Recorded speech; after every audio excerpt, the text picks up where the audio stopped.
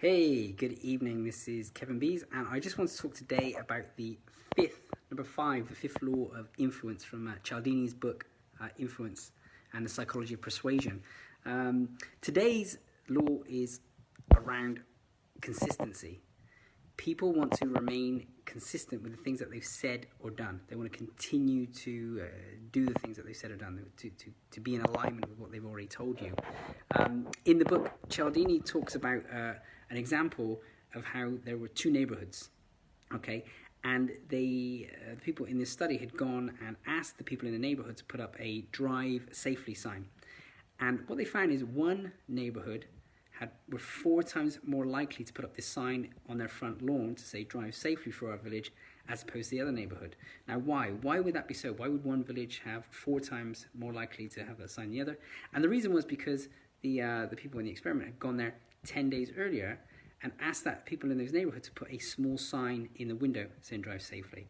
Now it was interesting because they had agreed to put a small sign in their window, a small commitment, then they were more likely, 4 times more likely to put a bigger sign on their lawn. And now, how else does this work? People want to remain consistent with the things that they've said or done. They look at, say, for example, when someone's making an appointment.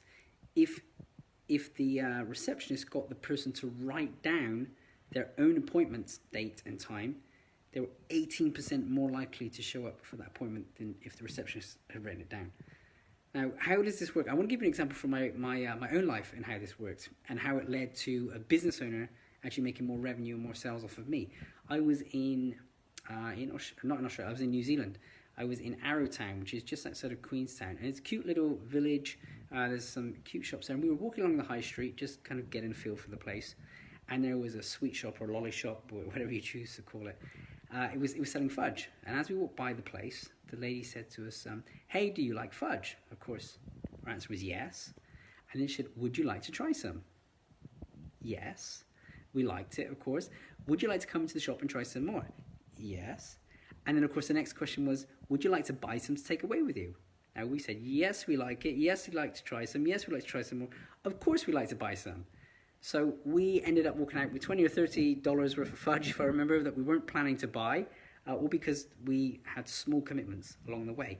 Had that person asked us straight out, would you like to buy some fudge today? The answer would be like, no, not interested. So those small commitments can build to a bigger commitment. So what is the action for you today? The question is, well, how can you help people be consistent with what they've already said or done? How can you ask them for small commitments and bigger commitments to get them to make a decision on maybe purchasing something larger from you? There are a million ways in how to do this, and as we look around in business, you can see a lot of great examples for that.